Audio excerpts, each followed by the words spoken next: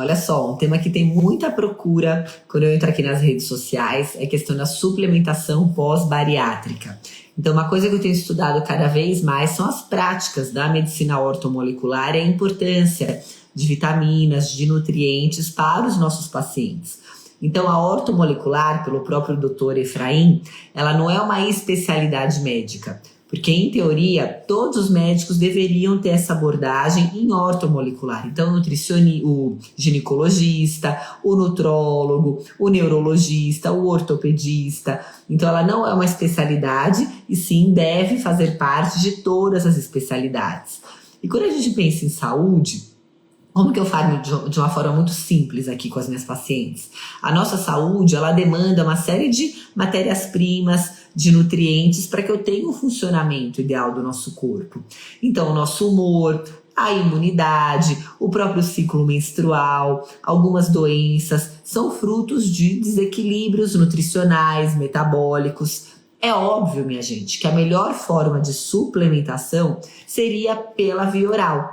Porém, muitas pacientes não se alimentam adequadamente. Então, a primeira dica é, Ivan, boa noite, é você procurar ir mais à feira, procurar alimentos in natura, que são as verduras, os legumes, as frutas e variar. Então, você que vai sempre na feira e comprar alface, tomate, pepino, laranja e maçã, tá errado. Então, um dia compra uma cenoura, no outro dia a beterraba, procure variar 3 frutas por dia, lembrando que as frutas são uma armadilha porque elas são muito calóricas. Porém, a gente sabe que tem muitos pacientes que não conseguem se alimentar de forma adequada ou não conseguem absorver de uma maneira adequada. Então, por isso que foram desenvolvidos protocolos pensando até nos pacientes pós-cirurgia bariátrica. Hoje, eu não sei se vocês sabem, mas mais de 60% da população brasileira é obesa e o índice de obesidade mórbida tem crescido cada vez mais.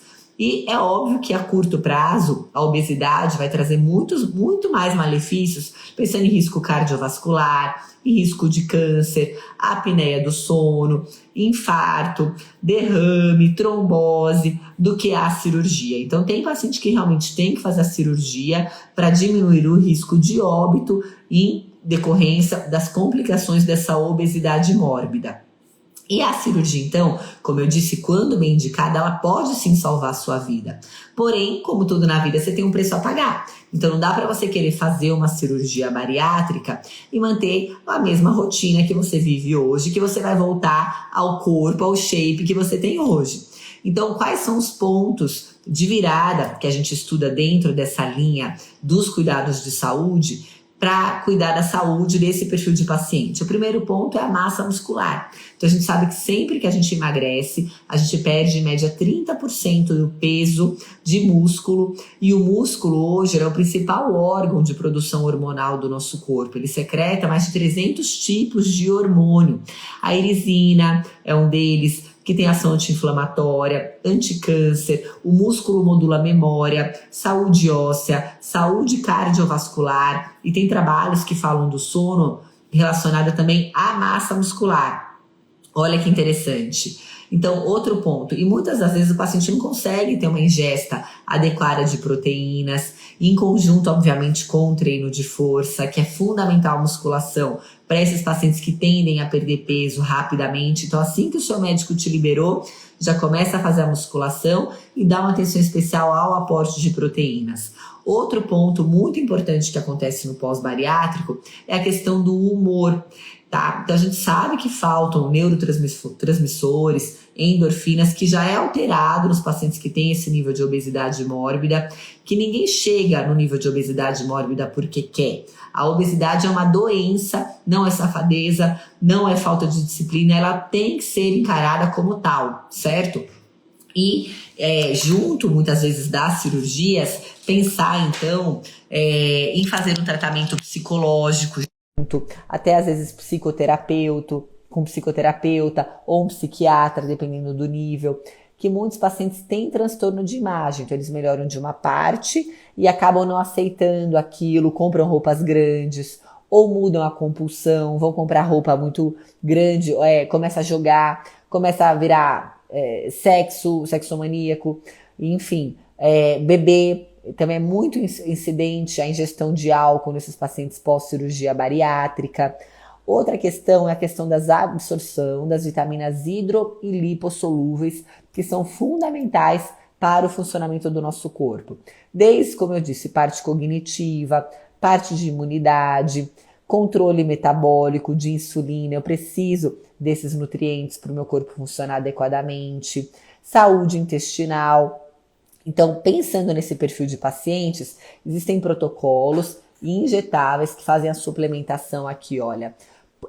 Recovery muscular com aminoácidos, recovery de vitaminas hidrossolúveis, que são as vitaminas aqui do complexo B, recovery neuronal com substâncias que vão estimular os seus neurotransmissores, como o 5-hidroxitriptofano, teanina, que tem uma ação calmante, inositol, recovery de vitaminas lipossolúveis, que é a DEC, vitaminas A, D, E e K, tá? E recovery de oligoelementos, cromo, magnésio, zinco, cobre.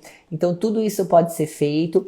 E aqui a gente recomenda que, se você está relativamente controlado, faça a reposição pelo menos mensal. Junto, é claro, que se houver algum outro déficit, que é muito comum também a deficiência de ferro nesses pacientes, a complementação. E aqui, então, um kitzinho como sugestão. Tem também um outro Decência que nós trabalhamos que é muito bom e que vai na mesma linha de encontro para os pacientes pós-cirurgia bariátrica.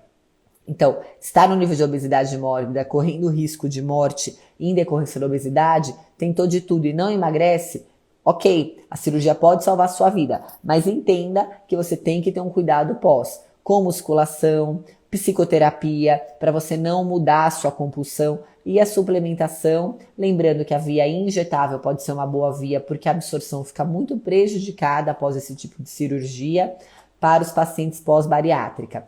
E último recadinho aí para levar para casa, as pacientes mulheres pós-bariátrica, quando emagrecem, tendem a ter um retorno da fecundidade. E a pílula anticoncepcional, nós sabemos que não é um método efetivo para as mulheres nessa fase. Então, considerem métodos contraceptivos como o Mirena ou o próprio Implanon. Lembrando que nós estamos com uma campanha muito interessante de contracepção inteligente aqui na nossa clínica. E quem tiver interesse em saber um pouquinho mais sobre as terapias injetáveis ou sobre os contraceptivos, nós estamos à disposição para esclarecer todas as suas dúvidas, tá bom? A gente procura trazer inovação, métodos que você tenha uma boa aderência e sempre que possível a prevenção é o melhor remédio, não é verdade? Então é melhor você entrar com suplemento antes que você desenvolva uma desnutrição, tá? E outra dica legal, viu, gente? Para os pacientes que pretendem operar, não é porque está obeso que está bem nutrido.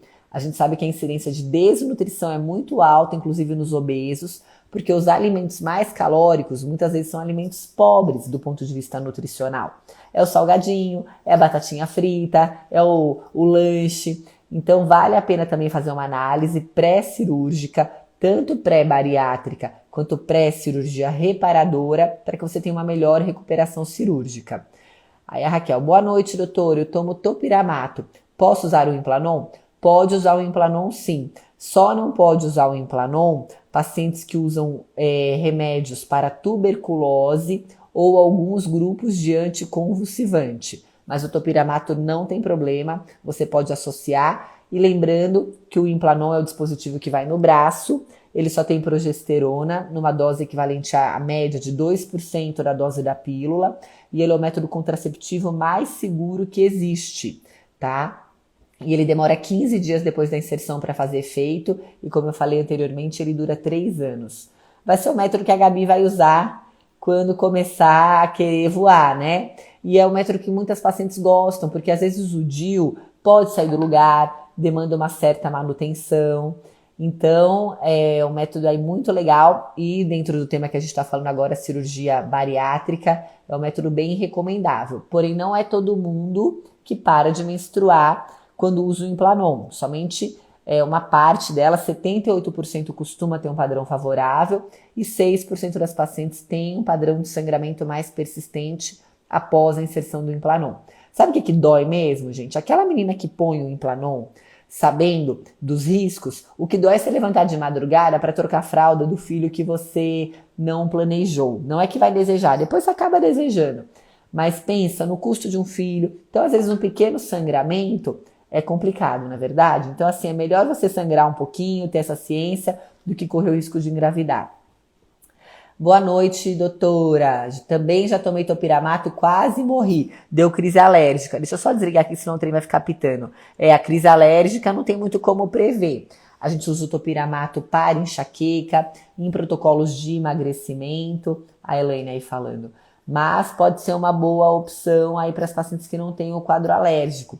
E às vezes acontece de você tomar um remédio uma vida inteira e de repente desenvolver uma alergia. Então, sabendo disso, não toma mais. E sempre avisa, viu, Elaine? Você tá aqui com a gente também, desse quadro alérgico, para não correr risco de prescrever de novo.